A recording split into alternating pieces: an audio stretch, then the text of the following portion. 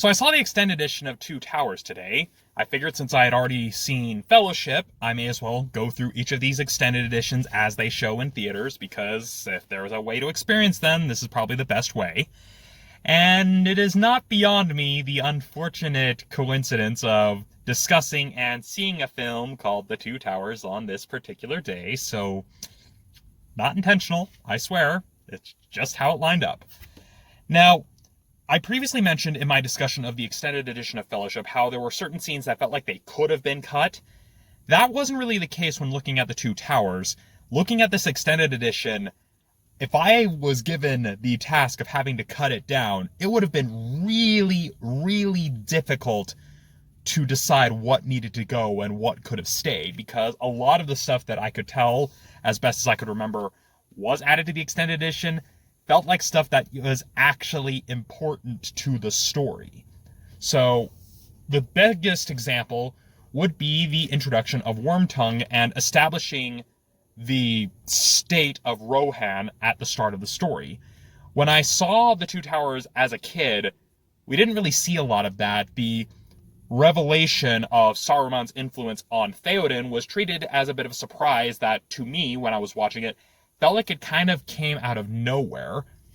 Whereas the way it's presented here, granted, I'm viewing this from the perspective of someone who already knows how the story goes, but when you are seeing things here and you're seeing Wormtongue and Theoden very early on when the Rohirrim are having to deal with the orcs and the Uruk-hai, everything before the spell is broken, as it were, it felt like, okay, this is kind of important to understanding, what is actually going on here, rather than having it feel like just a bit of a random surprise. And establishing who Wormtongue is, I felt really helped with that, as well as establishing how that influence was having a ripple effect on the other members of the Rohirrim, particularly Éowyn.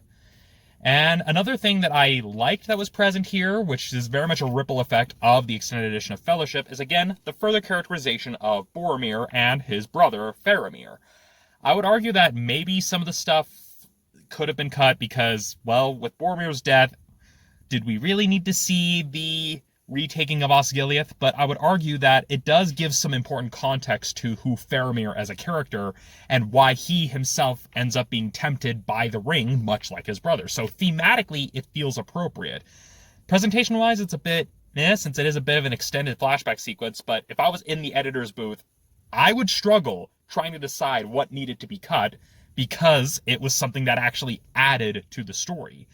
And another thing that I kind of like about this version of The Two Towers, again, my memory of Two Towers is pretty fuzzy when it comes to the theatrical cut, but one thing that I like with how it's presented here is just how long and exhausting battles are. I mean, this is something that we often forget when we're studying history, is that battles, especially castle sieges, whether you're attacking or defending against a siege, they are long, long affairs. You're not going to have like the quick, only like 20-minute battle, because, well, you literally have them like managing defensible spaces and trying to wear each other down in what is essentially a battle of attrition. And I like that the film kind of reflected that and reflected the dire situation of the Rohirrim, even as Aragorn is trying to encourage people and be like, hey, we've got to hold out, we've got to keep fighting. And I like how it kind of reflected, yeah, this wasn't an instant quick battle. This was a long, drawn-out battle that literally did damage to both sides. And that was something I really liked that this film showed. And another thing I also noticed is just that there was actually a lot more instances of comedy here than what I remember, because I don't remember a lot of these comedic moments being present when I saw The Two Towers the first time. And honestly, some of it was very much missed, especially when it comes to the characterization of Pippin and Merry, where, yeah, they're treated a little bit as comic relief, but you still see kind of that earnestness, that desire to actually, help, especially when it comes to their interactions with Treebeard, and especially following the battle and siege on Isengard. And so some of the comedic moments I especially liked because they helped demonstrate parts of these characters' personalities.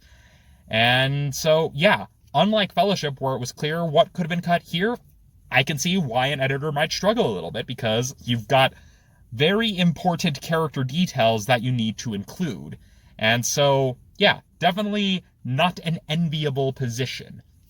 One last thing I do want to talk about, though, is the dialogue, specifically the type of dialogue we have in a film like The Two Towers, that I feel we've been losing more and more with modern Hollywood films. And it's kind of this sense of theatricality to it, where many people may say, oh yeah, but it feels like they're reciting stuff from the books. But when I look at the performances, I would argue that it's not so much, oh, they're just reciting stuff. It's like, no, it's that it is a performance for the benefit of the audience to kind of reinforce some of the key themes. It's something that you see in theater a lot, especially with theater, where you have the limitations of what you have on set. You can't really show everything. So you have to have the performance kind of give the audience information here. And so when you see some of the dialogue that gives some of the key information, particularly in a lot of the exchanges between Aragorn, Legolas, Gimli, and just some of the key members of the party, or even just some of the exchanges between Frodo and Sam, it's one of those things where, yeah, it may not necessarily move the plot along, it may not necessarily feel like natural dialogue, but it still conveys the deeper themes of the story. And that's something I feel a lot of modern Hollywood films have been forgetting. And you don't have to be overt about it. You don't have to beat your audience over the head with what the themes of the story are, because there have been films in recent history that have felt the need to do that because of a lack of faith in their audience. Sadly, it's not completely baseless, but that's a whole separate rant for another time. And I'm once again having to record the rest of this video in my home because my phone decided to once again overheat and not let me use the camera. But to kind of summarize the point that I was trying to make is that when it comes to dialogue, many people always get so focused on making things sound realistic, making it sound like how people actually talk, that they tend to forget that at its core, dialogue is there for the audience. And sometimes you do need to spell out some of the deeper themes, but there are ways to do it in a way that can still sound natural, but without getting so caught up in being like, oh, is this how people actually talk? I mean, the best example of this is Sam's famous speech towards the end of The Two Towers, where he's talking about all the great stories and how all the people in those great stories are given every opportunity to turn back, to run away, ultimately culminating in that line that there is good in this world, Mr. Frodo, and it's worth fighting for.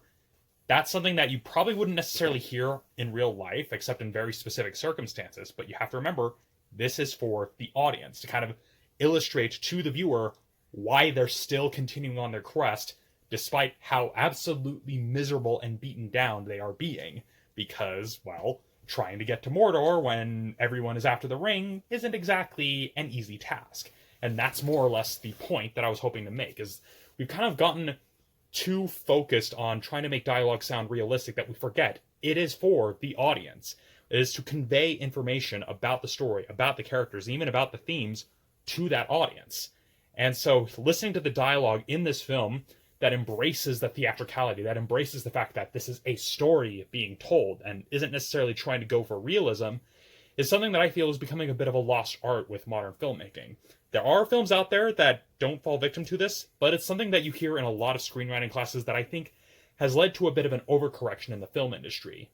And so, yeah, my overall thoughts on seeing the extended edition of The Two Towers, I can definitely see why Lord of the Rings fans are a little bit more passionate, because this definitely is the more fuller experience of The Two Towers when it comes to the film adaptation.